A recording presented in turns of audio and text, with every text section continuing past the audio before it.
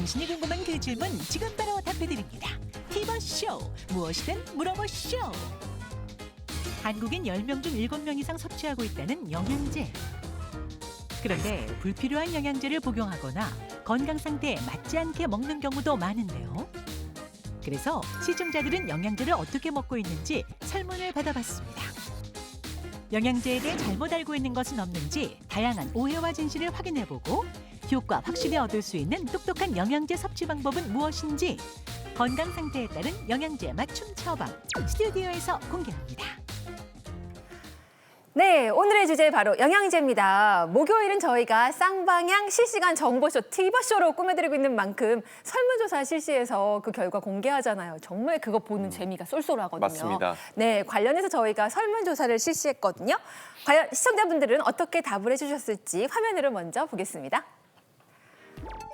티버쇼 무엇이든 물어보쇼를 위해 치러진 무물사상 최대 설문조사.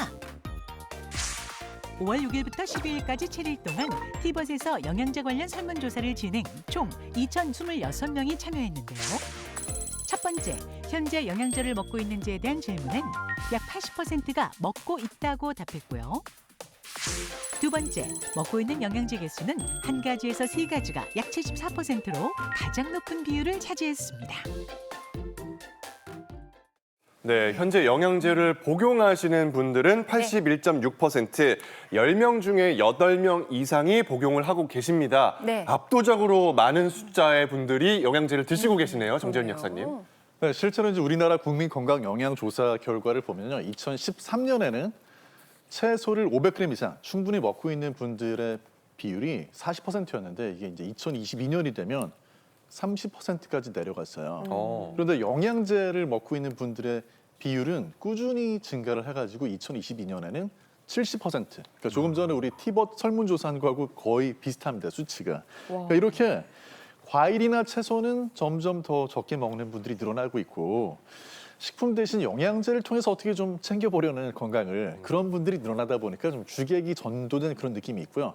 과거에는 50대 이상의 중장년층이 영양제에 대해서 주의를 많이 기울였다면 최근에는 20, 30대 또는 어린이들까지도 영양제를 이렇게 섭취하거나 복용하는 그런 비중이 늘어나고 있기 때문에 좀 생각을 해봐야 되는 문제입니다. 네, 티버쇼 무엇이든 물어보쇼. 오늘 네 분의 원사를 모셨잖아요. 가정의학과 교수님, 그리고 식품영양학과 교수님, 그리고 약사님 두 분 이렇게 네 분을 모시고 진행을 해서 저도 오늘 속 시원하게 궁금증을 다 풀 수 있겠다 생각이 듭니다. 일단 설문조사 결과에서 영양제를 몇 가지 드시냐는 질문에 뭐 1개에서 3개 정도 드신다는 분들이 74%였고요. 3개에서 5개 정도 드신다는 분들도 20% 정도 가까이 됐어요. 생각보다 꽤 많다는 생각이 들었는데 과연 이 자리에 계신 전문가 분들은 영양제를 드시고 계신지 궁금합니다. 네, 드시고 계시다면 몇 가지를 드시는지 손가락으로 표현해 주세요.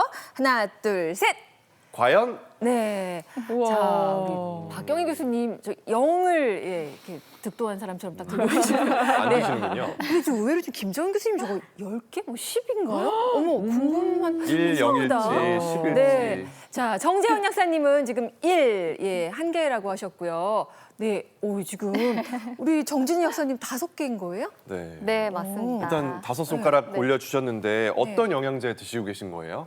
네, 사실 5개라고 하면은 개수가 좀 많아 보일 수 있는데요. 저는 좀 기본에 충실해서 핵심이 되는 성분들 위주로 복용하고 있습니다. 먼저 바짝 피로회복에 좀 도움이 되는 비타민 B군, 그리고 빈혈을 예방하고 말초 혈액순환에 도움이 되는 철분제 복용하고 있고요.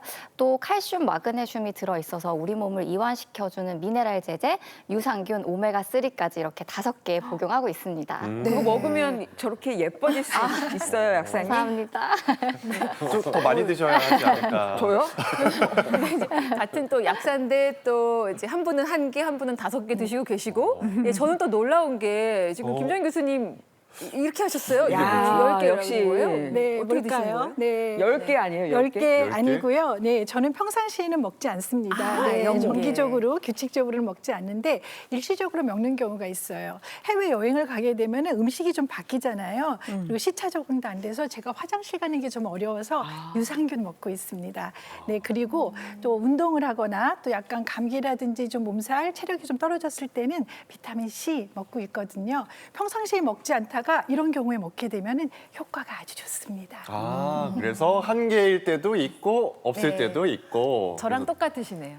박주 아나운서도 드시긴 하시는 거예요? 아니 저도 아예 안 먹긴 하는데 감기 네. 걸렸을 때, 아. 네, 또 가끔 해외여행 갈 때 선별적으로? 힘들까봐 그럴 때만 딱 먹어주거든요. 좋습니다. 자, 건강을 위해서 챙겨 먹는 영양제 우리가 네. 제대로 알고 먹고 있는 건지 오해와 진실을 OX 퀴즈로 함께 풀어보도록 네. 하겠습니다. 첫 번째 퀴즈 함께 볼게요.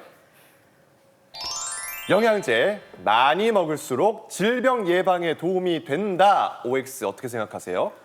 이건 당연히 오죠. 오죠. 건강해지려고 영양제 사서 먹는 건데 질병 없이 오래 살려고 먹는 거 아니겠습니까? 그래서 저는 옵니다. 맞습니다. 이게 다 질병의 예방이 되니까 저희가 돈을 쓰는 거거든요. 그렇죠. 아니면 돈을 다시 돌려주십시오. 저는 돌려받겠습니다. 예. 네, 정말 궁금합니다. 예, 정답 박경희 교수님께서 알려주시겠습니다. O인가요? X인가요? 네, 정답은 X입니다. 아이고. X예요. 네, 만약에 질병 예방을 위해서 우리가 영양 섭취를 골고루 잘 해야 된다 하면 제가 O를 들었을 텐데 영양제를 꼭 그렇게 많이 먹어야 된다는 것은 X입니다. 대개는 지금까지 많은 연구들이 진행이 돼서 영양 성분 섭취와 그리고 질병 발생과 뭐 예방 이런 것들에 대한 연구들이 진행됐는데 그런 것들을 다 종합을 해보면 아무 질병이 없는 사람이 그냥 좋아지려고 영양제를 섭취를 하면 그게 뭐 수명 연장이 되더라 질병 예방이 되더라 하는 그런 근거가 아직 명확하게 있는 것은 거의 별로 없습니다. 그렇기 때문에 우리가 어떤 영양 성분이 결핍된 경우가 있어요. 부족한 사람들이 있는데 그런 경우에는 충분히 당연히 섭취를 해주셔야 되는데 내가 어떤 영양 성분이 필요하고 결핍돼 있다는 걸 알고 섭취를 해주시면 괜찮고요. 무엇보다 가장 좋은 방법은 식단에서 우리가 평소에 먹는 식사에서 영양소 균형을 잘 맞춰서 챙겨서 드시는 게 가장 좋습니다. 네, 저도 무엇이든 물어보세요를 오래 진행하다 보니까 네. 결국은 균형 잡힌 식사가 제일 중요하다고 생각을 해서 그렇게 따르고 있거든요. 첫 번째 OX 퀴즈 좀 놀라웠습니다. 영양제 많이 먹을수록 질병 예방에 도움이 된다. 이거는 X였네요. 자, 두 번째 문제 어떤 문제일까요? 보여주세요. 네, 밥 대신 영양제만 복용해도 된다. 네. 그렇습니다. 예. 아니 사실 나이 드신 분들 중에 입맛 없다 이러시는 분들도 많고요. 저도 임신했을 때 입덧 때문에 못 먹었거든요.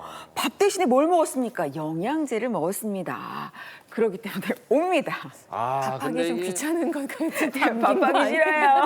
아니 근데 이 밥을 누나가 뭐 평소에 잘 안 해주는 건 알겠는데 그래요? 아니 그래도 이게 밥은 먹고 또 영양제를 먹어야지 이게 더 건강해지기 때문에 저는 X입니다. 아하. 예. 김정희 교수님 정답은요? 정답은 X입니다. 네, 우리 양상국 씨가 맞췄다니까 제가 굉장히 감동인데요. 심지어 요즘은 요리도 배운다는 얘기를 지금 들었어요. 말씀하신 것처럼 우리가 영양제 하나로 하루에 필요한 에너지와 영양소를 모두 충족한다면 식사 준비할 필요도 없고 설거지할 필요도 없고 얼마나 편할까요? 그렇긴 하지만 우리 인체는 현실은 그렇게 녹록치 않습니다. 네, 우리가 식사를 통해서 뭔가를 섭취를 해야지 그렇지 않고 영양제로 대체를 하게 되면은 여러 가지 문제점이 발생할 수 있습니다. 영양제는 무기질 비타민, 특정 영양소 중심으로 돼 있어요. 그래서 우리가 하루에 필요한 에너지를 얻을 수 있는 탄수화물, 단백질, 지질 섭취를 못할 수 있고요. 또 식이섬유소, 또 우리 식재료를 통해서만 얻을 수 있는 파이토케미칼 같은 거 얻을 수 없습니다. 뿐만 아니라요. 우리가 영양제를 먹게 되면은 그대로 넘어가잖아요. 네. 그래서 우리가 저작 활동부터 소화 흡수가 제대로 이루어지지 않아서 소화효소 분해도 떨어지고 장 기능도 약화되고 그래서 소화 기능이 약화될 수밖에 없습니다. 가장 중요한 원인이 있어요. 우리 식사는 동물과 다르게 영양소만 섭취하기 위해서 먹는 게 아니에요. 맛있게 먹어야 되죠. 네, 맛있는 즐거움 그리고 우리의 관계도 형성해야 되기 때문에 우리가 먹거리라고 하는 거는 사회 문화 심리적인 역할을 하고 있기 때문에 우리 옛부터 밥이 보약이라고 얘기하잖아요. 네, 기본적으로 밥을 통해서 우리 공급하는 게 가장 중요합니다. 네. 꼭꼭 씹어 먹으면 네. 이거 치매 예방도 된다고 배웠잖아요. 그러네요. 네. 밥은 보약이다. 영양제는 네. 밥을 대신할 수 없다라는 말씀 명심하겠습니다. 계속해서 영양제에 대한 오해와 진실 다음도 살펴볼게요. 네. 영양제는 부작용이 없다? 네, 이거 정말 궁금합니다. 정답 확인하기 전에요. 저희가 티버 설문조사에서도 혹시 부작용 경험하신 적 있는지 여쭤봤거든요. 그 결과 확인해 보도록 하겠습니다. 주세요. 자, 설문조사 결과예요. 영양제 먹은 후 부작용 경험하셨나요? 네, 경험이 없다고 대답한 분들이 64.2%로 가장 많았고요. 하지만 부작용을 경험하신 분이 10% 정도 계십니다. 모르겠다는 분은 25%로 4분 중 1명 정도고요. 자, 그렇다면 네. 부작용이 있으신 분들이 어쨌든 계시니까 네. 부작용이 없다라는 점은 사실이 아니겠네요, 정진희 약사님. 네, 맞습니다. 정답은 X입니다. 부작용이 있다는 얘기인 거죠. 네, 부작용이 예. 있습니다. 사실 이제 영양제가 몸에 좋다고 생각하시기 때문에 부작용이 있다라고 생각하시는 분들이 의외로 적은데요. 사실 이 영양제도 굉장히 다양한 경우에 부작용이 생길 수 있습니다. 이를테면 본인도 모르게 좀 과다 섭취하는 경우, 아니면 뭐 특정 성분에 알러지가 있는 경우, 아니면 간이나 신장에 좀 질환이 있어서 대사가 잘 안 되는 경우, 뭐 약물 간의 상호작용이 있는 경우 등 다양한 경우에 좀 부작용이 생길 수 있는데요. 대표적인 거 좀 몇 가지만 말씀드리면 지용성 비타민 A, D, E, K라고 하지요. 이런 것들은 우리 몸에 축적되기 때문에 이제 과다하게 드시게 되면 부작용이 생기실 수 있고, 또 비타민 C도 요즘에 메가도즈라고 해서 굉장히 과용량 드시는 분들이 꽤 많은데 자기가 소화할 수 있는 양보다 더 많이 드시게 되면 속쓰림, 위장장애 그리고 설사 하시는 분들도 꽤 많습니다. 그리고 철분제의 경우도 변비가 동반되는 경우가 꽤 많고요. 오메가3도 이제 알이 크다 보니까 생선에 좀 비린 향이 올라온다 이렇게 말씀하시는 분들도 많습니다.